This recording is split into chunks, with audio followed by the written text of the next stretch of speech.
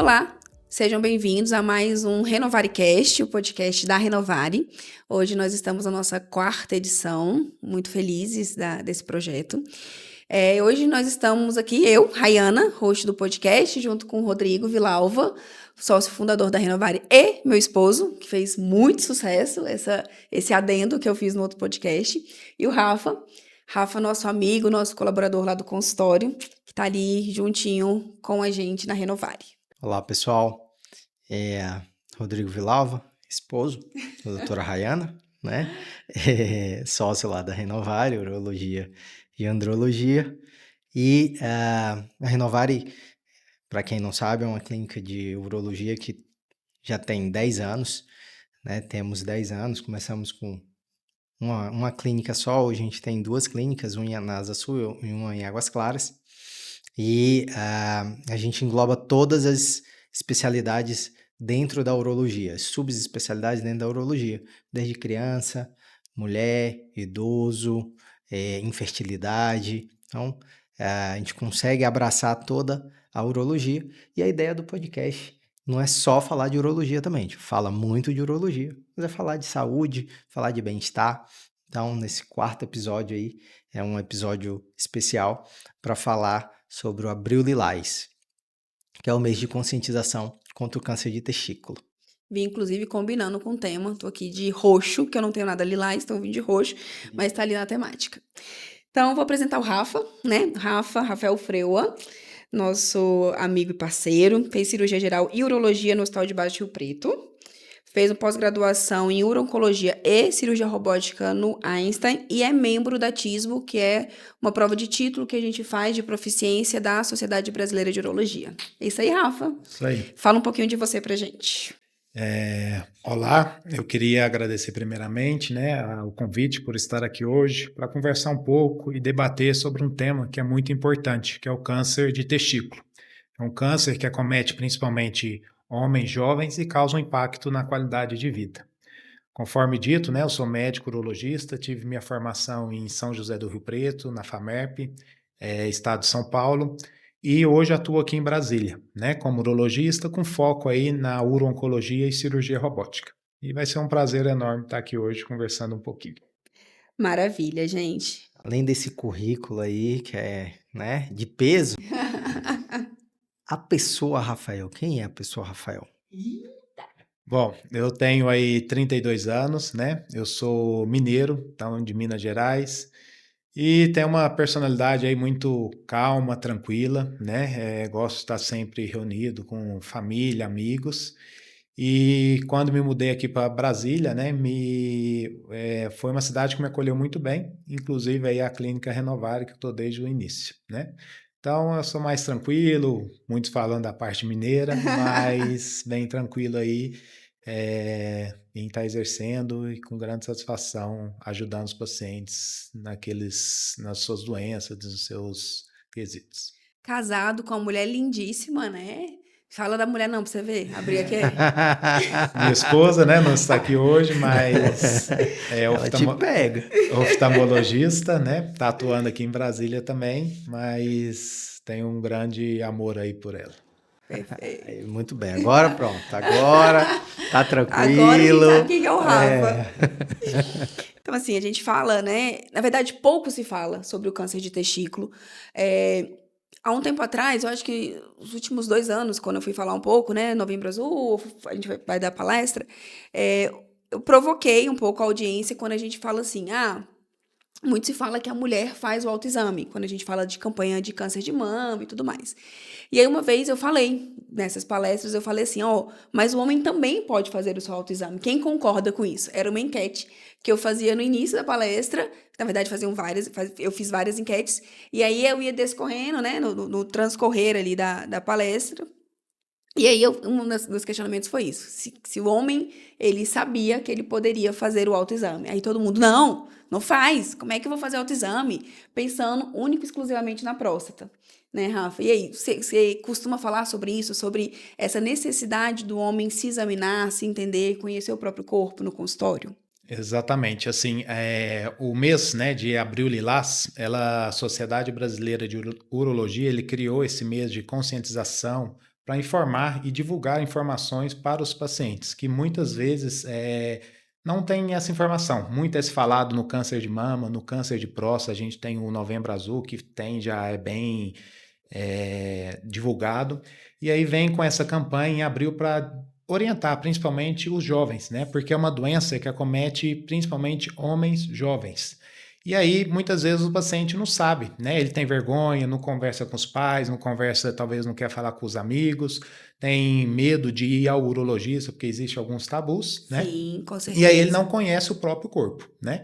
Então a gente orienta, realmente existe o autoexame, que a gente vai falar mais para frente, como é feito, para o homem saber identificar, notou qualquer coisa diferente, está procurando um médico, um especialista para orientar, Fazer né? essa Então é avaliação. muito importante divulgar as informações, porque talvez o paciente ele não sabe, nunca ouviu falar, e vê algo diferente para ele acha que é normal, né? E o homem já tem essa característica de deixando passar as coisas, né? A mulher já é bem mais diferente. Vê qualquer coisa já está indo no Já corre no ginecologista, no médico, já vai médico, dar né? uma olhada. Então é muito importante, a gente orienta conhecer o próprio corpo, né?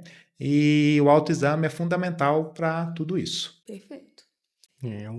Principalmente na faixa etária que o câncer de testículo acomete, né? Então, é uma faixa etária que o homem já procura pouco, o urologista.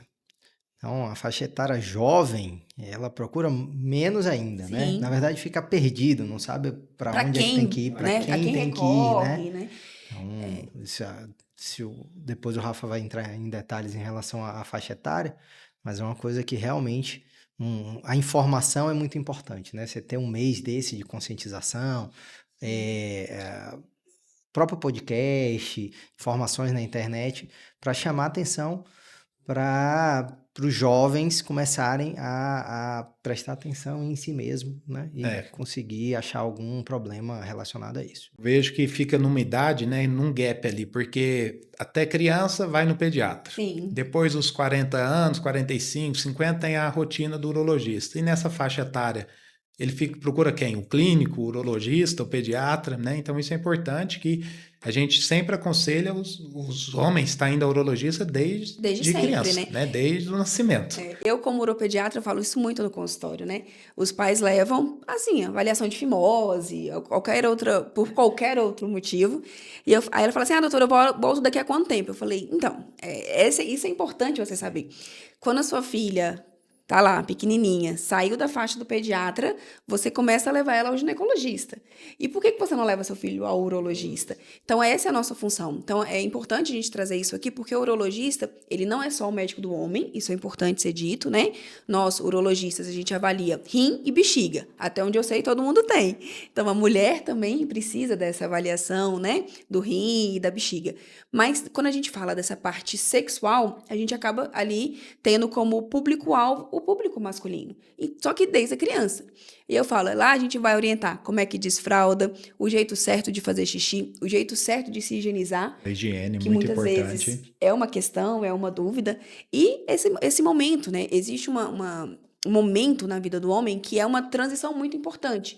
Eu acho maravilhoso quando existe um ambiente familiar que propicia esse tipo de conversa, né, sobre sexualidade, mas muitas vezes, ou por uma retração da criança, ou por uma questão cultural, ou por uma questão religiosa, isso não é muito dito em casa.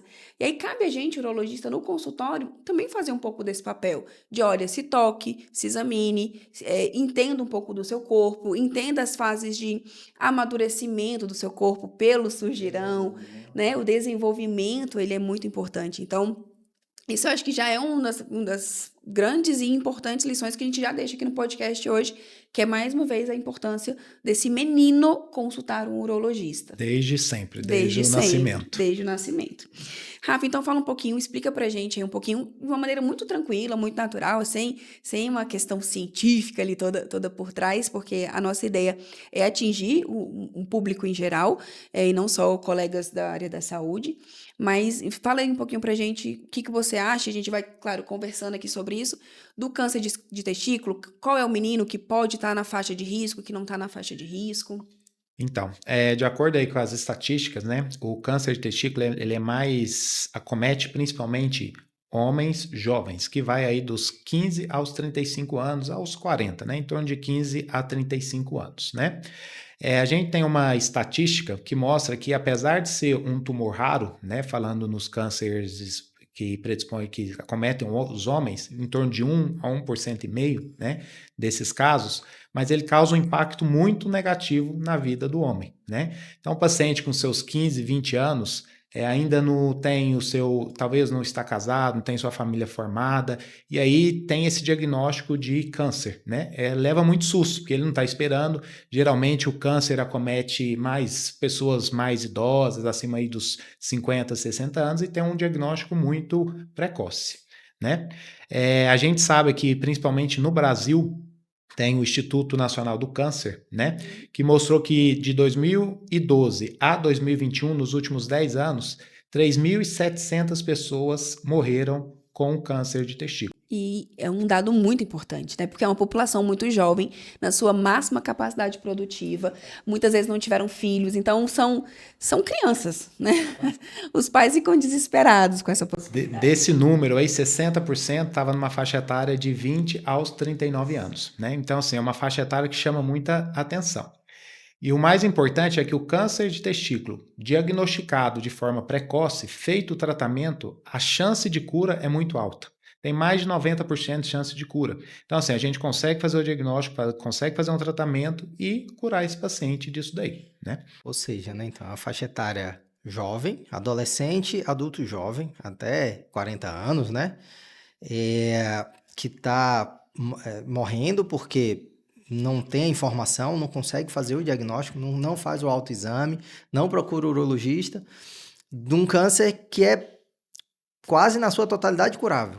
Exatamente. Então, assim, né? É catastrófico, disso, né? exatamente. Isso é catastrófico. Que a gente atinge a população jovem, que tem ainda um futuro pela frente, família para criar, tudo, né? E de um câncer que ele consegue ficar curado se a gente achar ele, diagnosticar de forma precoce. Então, é assim. Isso. O papel fundamental é a informação e a prevenção. Sim. Né? E uma coisa que chama a minha atenção, né? Porque, mesma coisa para mulher. Aqui não estou fazendo um julgamento, mas é aquela coisa. A gente não se conhecer, né? Então, o homem, a mesma coisa, a mulher, quando ela vai tomar banho, ela vai se ensaboar. O homem, quando ele vai tomar banho, teoricamente, ele também deveria tocar, né, na parte testicular. E, muitas vezes, o diagnóstico parte daí, né, Rafa? O diagnóstico parte de você sentir alguma coisa diferente, ou uma consistência, ou um caroço, ou tá mais endurecido na região do testículo. Isso. Na maioria das vezes, né, na fase inicial, o câncer de testículo ele não vai ter dor nenhuma. O paciente não vai ter dor, não vai ter nenhum desconforto ali nessa fase inicial. A única coisa que ele vai perceber de diferente é um carocinho, é um nódulo, talvez um aumento no volume testicular. E a gente sempre orienta comparar com contralateral, né? Comparar um testículo com o outro. Porque talvez é um carocinho bem pequeno, insignificante, mas em comparação com o outro que não tem, que surgiu, isso chama muita atenção, né? Então, geralmente não vai ter dor, é o caroço. E só vai descobrir isso fazendo o autoexame, né? Palpando ali, identificando essa alteração. Em casos mais avançados, né, que daí de quando já está uma doença um pouco mais avançada, o paciente pode ter dor, pode ter um desconforto, uma sensação de peso, pode ter inchaço das pernas, falta de ar, mas aí a gente já está falando de uma doença mais avançada. E o nosso intuito é diagnosticar no início, né? Para começar o tratamento o quanto antes. Perfeito. Uma coisa que, claro, né, além do paciente precisar ter um pouco desse entendimento, dessa necessidade de se cuidar, muitas vezes cabe a nós, médicos, profissionais de saúde, não só urologistas, a gente também, às vezes, né, o paciente foi, sei lá, no clínico por um outro motivo, e muitas vezes o exame físico, ele perdeu o seu valor, né?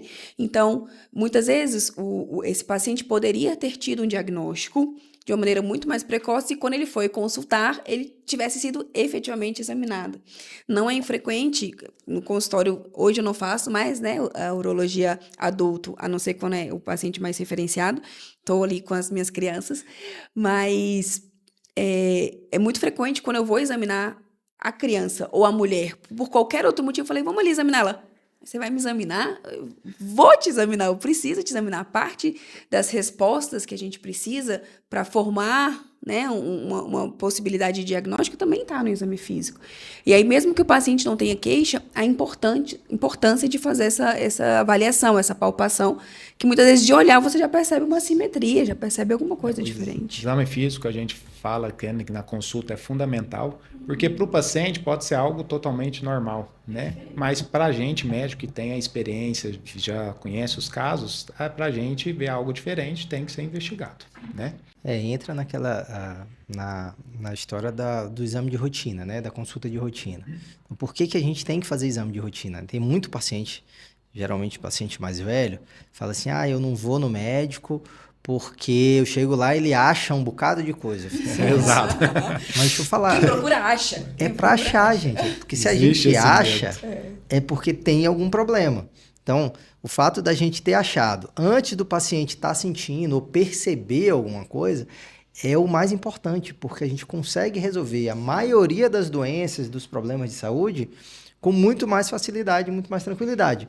E o câncer de testículo é uma delas. É uma medicina preventiva. Exatamente. Não uma medicina de tratamento, e sim uma medicina onde a gente tenta ou evitar um problema ou pegar o problema bem no início. Então, você imagina uma história, né? Assim, um quadro de um paciente que tem 15 anos e aí ele começou um câncer de testículo e aí entra naquele gap que o Rafael falou, que saiu do pediatra, ele não vai mais em médico nenhum, e aí lá com seus 20 anos... Ou mais. Aí ele vai procurar um médico, e aí o câncer que estava bem no comecinho já está um câncer avançado e que a gente não consegue mais ter cura. Então é um quadro muito triste, né? Muito, muito complicado, né? Então, a importância do autoexame e dos exames de rotina mesmo, uma vez por ano, ir no médico direitinho, mesmo sem sentir nada, é muito importante, né? A gente tem que prevenir a doença e o paciente tem que estar indo antes de ter a doença, né? E não só quando já tem a doença e vai lá só para fazer o tratamento, né? Então, assim, é fundamental essa divulgação, essa orientação é voltada para isso mesmo, né? Para estimular a gente, no caso aqui falando dos homens jovens, estar indo ao médico especialista, de preferência urologista, né? Para fazer esse acompanhamento. Que é muito frequente, né? Quando a gente está na porta, ali no sobreaviso, no plantão, chegar traumas testiculares, né? Então, a gente chega, às vezes, veio do futebol, teve uma pancada mais importante. Bicicleta. Uma bicicleta, né? Que acabou tendo uma queda, uma luta, levou um chute. Brincando ali. Alguma coisa assim. É uma brincadeira que só vocês homens têm, pelo amor de Deus. Mas nas brincadeiras, nas lutinhas, e até mesmo uma torção, né? Uma possibilidade de uma torção testicular, se o paciente muitas vezes vai por conta da dor, né? E aí, claro, tirando a torção, que realmente é uma outra condição muito séria, muito importante, e que tem um intervalo de ação médica bem preconizado para a gente não ter risco de perda desse testículo, o tumor, por ser uma questão sem dor, ou pelo menos na maior parte do seu início de doença, acaba que esse paciente ele realmente se perde. Então, acho que a conscientização ela se torna muito mais importante do que qualquer outra coisa. E aí, esse paciente, Rafa, chegou lá no seu consultório, entendo, né? Sei que vocês realmente de rotina sempre examinam todo mundo, mas naquele que apareceu alguma lesão, normalmente, como é que você conduz, o que você pensa, o que você orienta essa família? Então, o paciente, quando chega para a gente, né, ele tem uma queixa aí ou de um caroço, ou um desconforto, ou um paciente com uma dor, né? A gente faz uma história clínica, uma análise para ver a história familiar, todos os antecedentes desse paciente, se teve algo relacionado ali, um quadro de infecção, algum trauma, e sempre fazendo o exame físico. Fez o exame físico, constatou a presença de algum nódulo, de algum caroço, algo diferente ali no testículo, a gente é obrigado sempre a fazer uma investigação, né? Geralmente a gente começa a investigação com ultrassom, né? Ultrassom Doppler da bolsa escrotal. Ultrassom é um exame simples, é um exame fácil, indolor, geralmente tem um custo mais baixo e está disponível aí em quase todas as regiões, né? Cidades maiores, cidades menores, então assim, é um exame bem mais fácil. Ultrassom mesmo que ecografia, né? Que às vezes tem paciente que... Tem pronome por outro, isso, né? Mesmo que ecografia. E junto com isso, né, pensando-se no tumor, a gente pede alguns exames laboratoriais de sangue, né, que a gente vai falar aqui de marcadores tumorais, são alguns exames específicos que é feito por exame de sangue, também uma coleta tranquila, e com esses 2 exames a gente já consegue chegar num diagnóstico. Em alguns casos mais específicos, pode ser necessário o uso da ressonância, né? Mas geralmente fica mais reservado para alguns casos específicos. Com o ultrassom e esses marcadores e o quadro clínico, a gente consegue ter um diagnóstico mais preciso, com isso já conduzir uma conduta, né? Cirúrgica ou não. Lembrando que é muito importante falar que, assim, qualquer alteração que encontrar no testículo tem que procurar o especialista. De preferência. Nem tudo é um tumor. Exato, de preferência o urologista. No consultório, a gente examinando com a nossa experiência, com a ajuda do ultrassom, a gente vai conseguir diferenciar de outras causas, né? Porque nem tudo no testículo, né? Não vamos assustar todo mundo, é tumor. Às vezes tava com um cistozinho, coitado. Pode ser uma hérnia inguinal, que é muito comum, que causa um abaulamento ali. Pode ser uma varicocele, que é aumento das veias do testículo. Uma hidrocele, que é aumento do volume testicular por água, né? Cisto no epidídimo, que é muito comum, que é uma condição extremamente benigna, mas que só com ultrassom para fazer o diagnóstico. Os pacientes é o que mais desespera, né? Eu tô sentindo uma bolinha aqui no meu testículo, eles realmente ficam bem assustados e é uma questão benigna. Benigna, né? Tem alguns pacientes de que é epididimite, que é uma infecção, uma inflamação, que vai estar aí com dor, febre. Então, são situações que precisam ser investigadas. Nem tudo é câncer, né? Mas a gente tem que estar fazendo esse diagnóstico diferencial de outras patologias que pode acometer e acomete muitos homens, né? Para estar chegando e continuar aí a investigação, né? E quem vai dizer se é uma coisa mais grave, um câncer ou não, e qual tipo de tratamento, é o profissional médico, né? De preferência o urologista, como o Rafael falou. Porque às vezes você está sentindo aquele incômodo, o testículo um pouco mais aumentado, ou um caroço no testículo, e você não é nada demais. Então tem que ir no médico. Assim, a maioria das vezes vai ser uma coisa benigna. Mas as patologias malignas, o câncer, ele é mais sério, né? Muito mais sério. Então, tem que ir no médico para fazer esse diagnóstico diferencial, como você falou, né? E tem problemas, como você falou, que tem tratamento também, né? Então, infecção, a varicocele, dependendo, né? Então, tem várias coisas que você tem que tratar também, por mais seja benigno. Exatamente, são todas patologias que precisam ser investigadas e tratadas. Se for uma varicocele, tem que ver se não vai ter um caso de infertilidade, uma hidrocele se está incomodando o paciente, uma hérnia inguinal que pode trazer problemas futuros, né? Então, tudo assim, são patologias diferentes que têm tratamento e que merecem.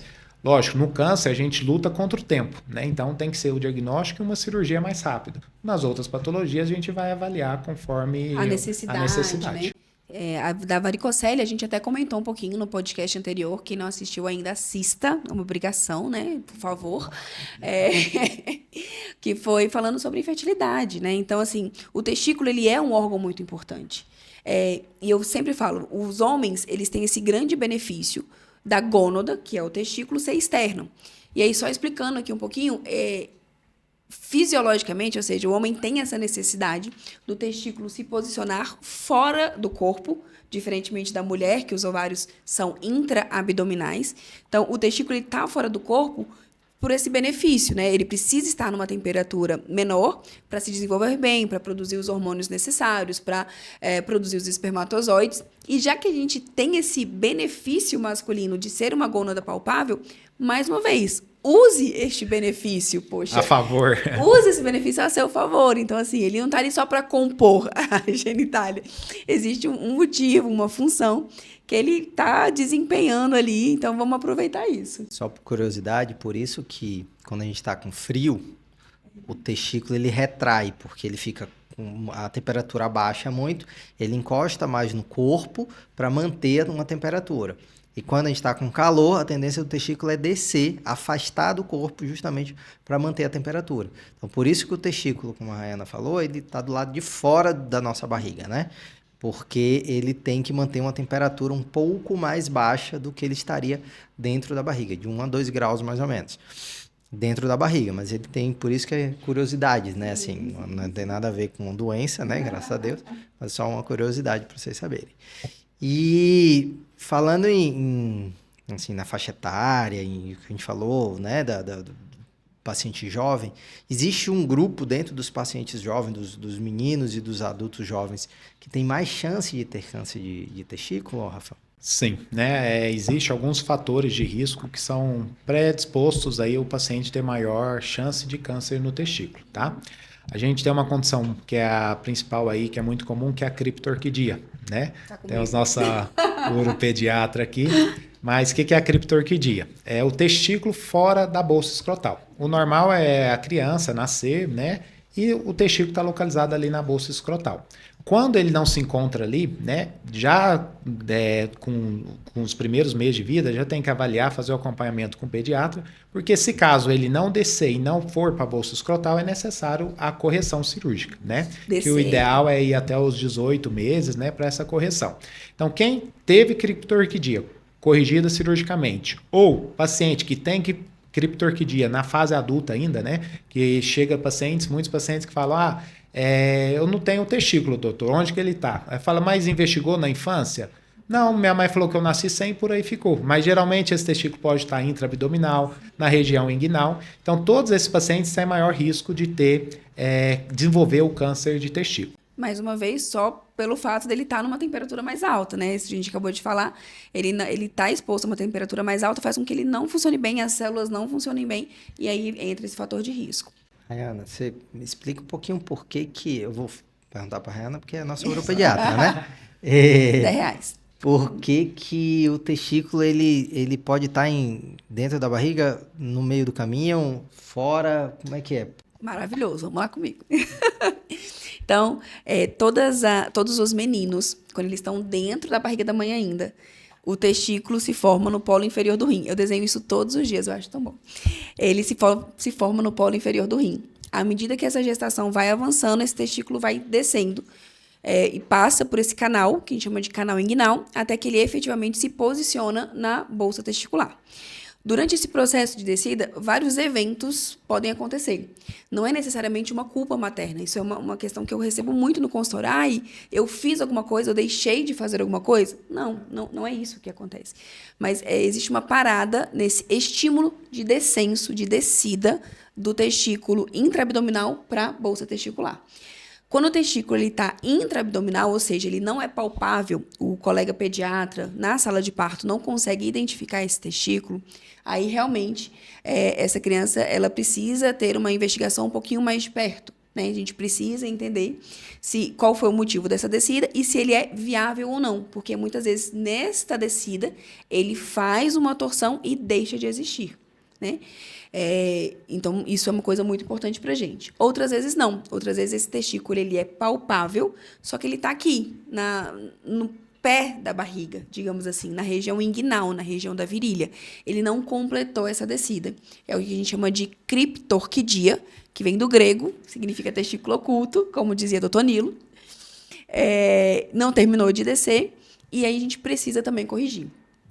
Antigamente era isso, né? A gente esperava ali 18 meses. Hoje a gente tem uma tendência a até antecipar um pouco mais do que isso, para a gente conseguir dar maior viabilidade para esse testículo. E a gente precisa fazer um procedimento que a gente chama de orquidopexia, que é a fixação desse testículo, para que esse testículo efetivamente seja direcionado para o seu local correto, né? Para o seu correto posicionamento.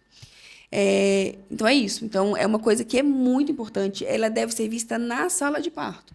Hoje as crianças que nascem, né, em hospitais que têm um recurso mínimo, que não estão nascendo em casa, né, um cenário que a gente tinha lá antigamente, essa criança ela já tem esse diagnóstico de criptorquidia no nascimento. E só fazendo um parêntese, semana passada eu operei uma criança de 12 anos que eu tive que retirar o testículo. Eu tive que fazer uma orquiectomia. Justamente por isso. Ele tinha uma criptorquidia, o testículo era bem alto e eu precisei tirar esse testículo antes que virasse o câncer, sabe, Rafa? Antes que ele tivesse essa evolução, que seria, infelizmente, uma evolução natural dessa doença. Satisfeito com a minha explicação de criptorquidia? Perfeita. Então significa que nos meninos o testículo ele é formado dentro da barriga e no nascimento ou perto ali do nascimento, isso, ele nas últimas desce, semanas ali. nas últimas 30, semanas, 32, 35 ele semanas. sai da barriga, passa pelo canal inguinal e se aloja ali no saco escrotal. Na bolsa testicular. Bolsa testicular. Quer saber que escroto, na verdade, bolsa escrotal é uma redundância. É uma redundância, Então, é exatamente. bolsa testicular. Perfeito. E assim, o testículo tem que estar na bolsa testicular, independente de qualquer coisa. Se não está, tem que investigar. Investigou, nasceu sem, que pode ocorrer casos, tudo bem, mas tem que fazer essa investigação para identificar, porque se nasceu sem ou está na bolsa, não está na bolsa testicular, tem que fixar, né?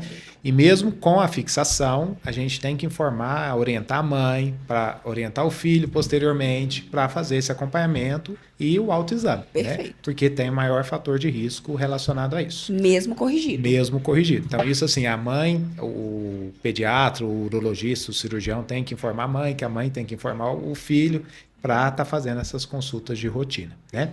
Alguns outros fatores de riscos relacionados à maior chance, né, de ter aí o câncer no testículo. Então, história familiar positiva. Então, principalmente irmãos. Então, se você tem algum irmão que teve, tem maior risco, tá? Pacientes que têm infertilidade apresentam maior risco de câncer testicular também, né? Existem algumas síndromes genéticas, algumas causas hereditárias que podem estar relacionado. E um paciente que já operou do testículo por conta de câncer, ele tem que ficar muito atento, né, ao contralateral, Perfeito. porque aumenta também o risco de ter contralateral. A criptorquidia também, né? Na criptorquidia, além de tudo isso que a gente já falou aqui, um dos fatores é a possibilidade de autoanticorpo. Então, aquele testículo que não estava funcionando bem, ele pode produzir autoanticorpo que machuca e aumentaria esse risco no testículo bom, ou seja, naquele testículo que sempre teve bonitinho Tranquilo. no lugar dele, sem nenhum impacto, ele pode ser prejudicado pelo outro testículo que não era tão legal. É aí que entra a nossa função, né? De estar orientando os pais, orientando os pacientes no diagnóstico, tá sempre explicando, né? E orientando um pouco o autoexame, né? Eu vou falar só rapidinho como é feito, né? Porque talvez o paciente, autoexame, mas não sabe como é feito e tudo mais, né? Acho que é só bater a mão lá e tá tudo certo. Exato. Igual tem o autoexame, né? Que a gente orienta das mulheres, da mama, né? Que é uma palpação, né? Então a gente orienta o paciente estar na hora do banho, tá de pé ou de frente ao espelho e palpar mesmo de forma devagar, nada grosseiro, o próprio testículo. Que ele vai sentir a consistência habitual, vai sentir como é o formato e identificar, fazer isso com frequência para identificar qualquer alteração que venha a aparecer. Então é um exame totalmente tranquilo, o paciente é feito em casa, sem nenhuma, não precisa estar indo ao médico ou ao consultório, então é bem tranquilo, né? Identificou qualquer alteração, qualquer suspeita, procurar o especialista, de preferência o urologista, né, para uma avaliação mais detalhada. Inclusive é um exame indolor, né? Não causa dor. Não é pra apertar, não, gente. Exatamente. Não é para ficar apertando lá não é- 30 é- minutos. É um órgão sensível. Não é esponja, não, tá? Ano passado, a gente teve a campanha do Novembrinho Azul. E aí, nessa campanha, eu acabei rodando alguns hospitais aqui da SES, né? Da Secretaria de Saúde. Conversando com os colegas pediatras e trazendo temas a gente chamou de urologia de consultório. E um dos temas era a criptorquidia, que é uma condição muito frequente nas crianças. E aí eu fui falar para as pediatras, tá, mas e aí, como é que vocês examinam o testículo? E existe realmente esse jeito certo de examinar. Não é simplesmente chegar, tocar e acabou. E nos meninos, devido ao fato do que a gente chama de reflexo cremastérico, que é essa tração que você falou mais cedo, né? Vai entrar numa água gelada, tá muito frio, que o testículo traciona. Nas crianças, esse estímulo ele é muito, muito mais marcante. Então, se eu chegar para palpar o testículo com uma mão só, ele vai subir. Ele vai para a região da virilha, que é uma outra condição que a gente chama de testículo retrátil, não é um problema aqui para isso, para câncer de testículo. Então, nas crianças, se os pais que estão aqui ouvindo esse podcast, ou né, os colegas pediatras, porventura, forem examinar uma criança, na criança, o ideal é sempre a gente segurar, palpar a região da virilha, com uma mão e com a outra mão a gente palpa o testículo, porque se eu tentar subir, ele vai subir. Ou palpar o testículo com as duas mãos. Quando a gente está com o estudante, eu sempre oriento, palpa com as duas mãos, que aí você consegue sentir toda a superfície testicular, o epidídimo, tudo. Então, tem um jeito, né, assim, esculhambado, não. Chegou pegando. E qualquer dúvida que o paciente tiver também, é só ir no especialista que ele orienta como é feito, né? Então, não precisa ficar preocupado. A gente orienta como é feito, orienta com que frequência, como deve ser feito, e qualquer alteração tá indo ao médico, né? Maravilhoso, Rafa. E depois que a gente faz o diagnóstico? Fez o diagnóstico, o paciente chegou, ou já depois de fazer o autoexame, achou um caroço, um testículo estava maior que o outro, algum sinal assim, chamou a atenção dele, foi lá no Dr. Rafael, fez o exame físico, pediu os exames e descobriu que realmente estava com um nódulo ali, com suspeita de malignidade. E aí, faz o quê? Como é que... Bom, essa fase, né, do diagnóstico e quais vão ser os próximos passos, né, eu digo que é uma fase bem delicada, né? Primeiro, a gente precisa acolher esse paciente, né? Então, a gente precisa orientar sobre a doença, como é feito o tratamento, né, que a gente vai explicar. Geralmente é um paciente jovem, 15, 20, 25 anos, não esperava acontecer isso na sua vida, né? Nem passava pela cabeça, Nem né, Rafa? pensava, e aí tem esse diagnóstico. Então, primeiro é um acolhimento, né? A gente sempre pede o apoio, né, da parte psicológica, então associar um psicólogo nisso para dar esse suporte. Pacientes muito jovens aí, 15, 17, chamar toda a família, né, os pais, para conversar e explicar para todo mundo como é feito. Feito o diagnóstico, né, a gente orienta, né, a gente indica a cirurgia. O que é a cirurgia? A cirurgia é uma orquiectomia, que é a retirada do testículo, né? Essa cirurgia é uma cirurgia tranquila, né? Ela é feita com uma abordagem abdominal, né? Então, aqui na região inguinal, a gente faz um corte e retira todo o testículo. Em alguns casos específicos, a gente pode avaliar a necessidade de retirada parcial, mas em via das dúvidas, geralmente tira todo o testículo, né?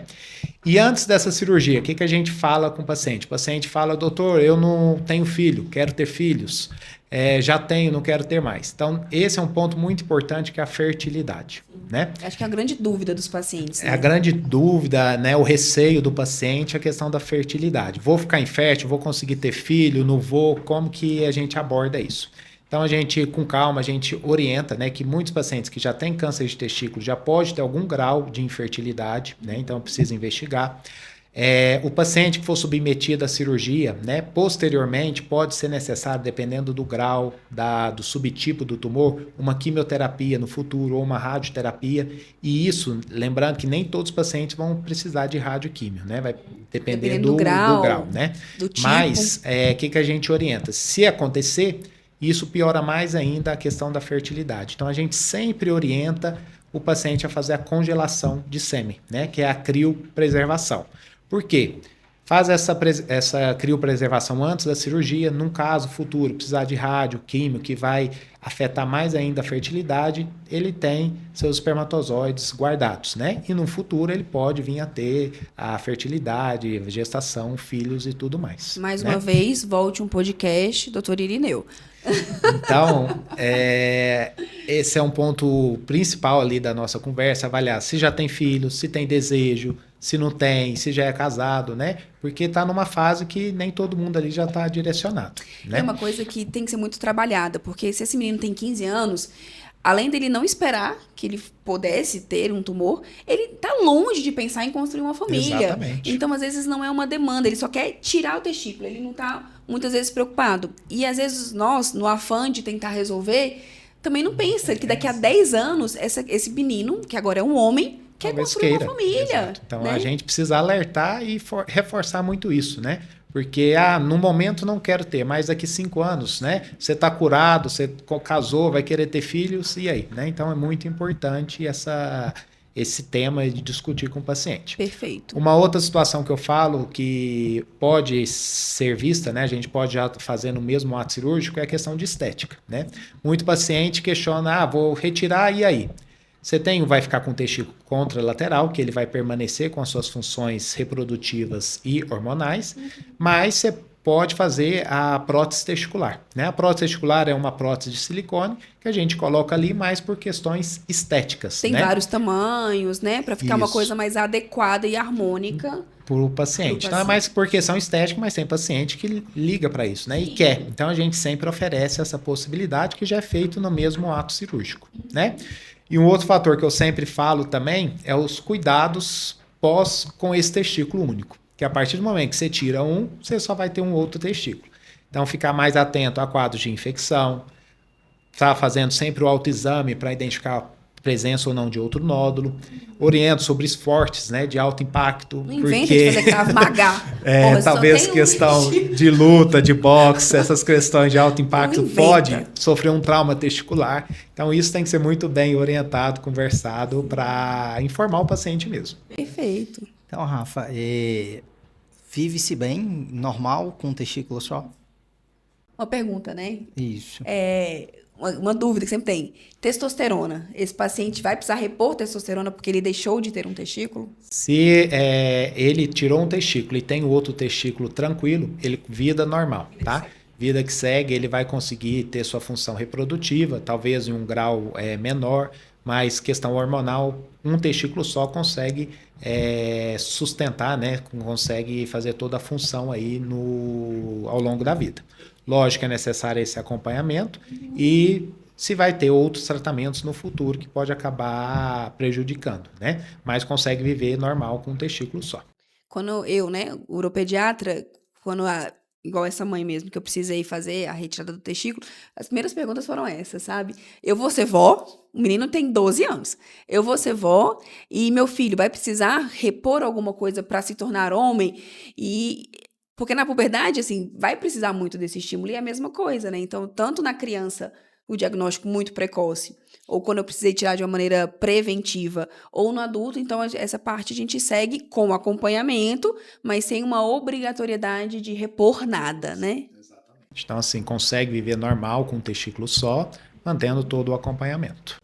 Maravilha. Outra coisa que eu acho que vale a pena explicar para a audiência aí, a gente sempre fala câncer, câncer, câncer, câncer, câncer, mas aí tem um câncer que vai precisar fazer quimioterapia, tem outro câncer que vai precisar... Então, assim, na verdade a gente fala câncer de uma forma geral, mas existem vários tipos de câncer, né? Então, o câncer de testículo não existe só um tratamento. Grupo enorme. É um grupo, exatamente. Então, tem vários tipos de câncer e aí, dependendo do tipo do câncer, aí você vai fazer só a cirurgia, você vai fazer a cirurgia mais alguma coisa, você tem que fazer um acompanhamento um pouco melhor, a chance de cura é maior ou é menor. Então, por isso que, às vezes, o paciente... doutor, mas você falou que eu estava com câncer, mas e aí? Você não sabe me dizer se vai...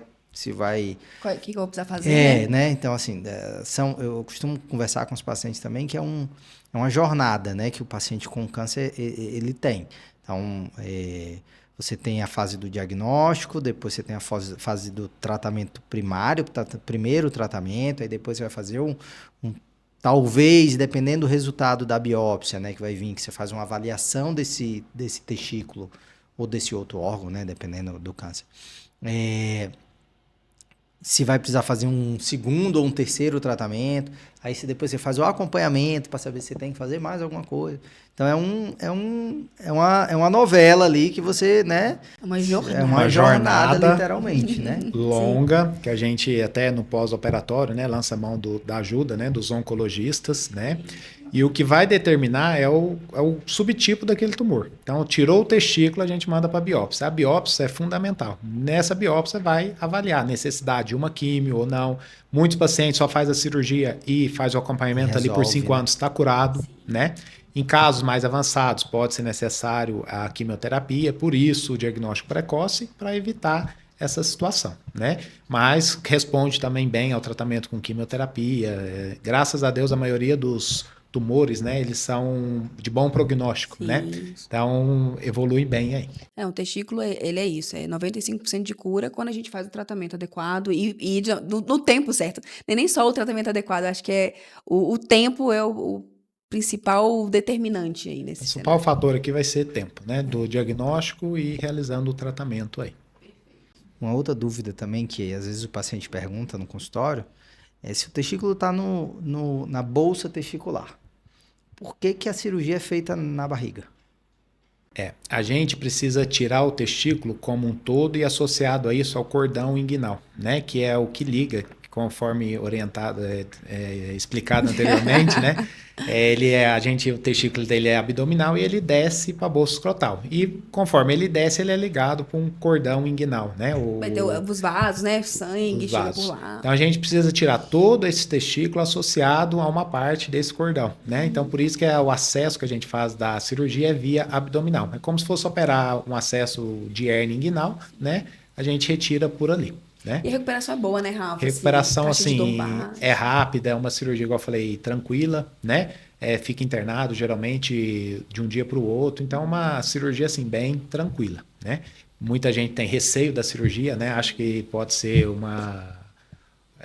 tenho muito medo. Então, a gente orienta com relação a isso. Perfeito. É um porte baixo, né? De cirurgia. De baixo a médio porte, né? Mas bem tranquilo. Alguma outra dúvida, doutor Rodrigo Vilalva? Eu nenhuma. Os pacientes aqui. Você pode ter também, ué, tudo certo. Alguma outra coisa, Rafa, que você acha importante a gente falar? Eu acho mais importante a gente ver a questão que a faixa etária, né? Só recordando aí, dos 15 aos 35 anos, aos 40.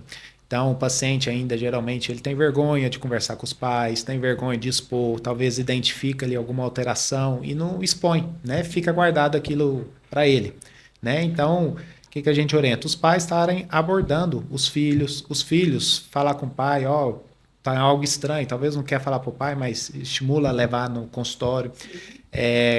Graças a Deus está aumentando essa procura, né? Eu não sei, vocês no consultório, a gente está vendo que está aumentando a procura, paciente aí com 25 anos, por que você veio hoje? Vim fazer um check-up, uma rotina. Fico tão feliz. Exatamente. Eu fico tão feliz quando eu escuto isso. Com 18, o pai que já vai na sua consulta de rotina aí com 50 anos, leva o filho para já criar esse ambiente, criar essa rotina, ver que tem muitos tabus aí, né, relacionados ao urologista, né? Então, para quebrar esse preconceito, esse impasse aí.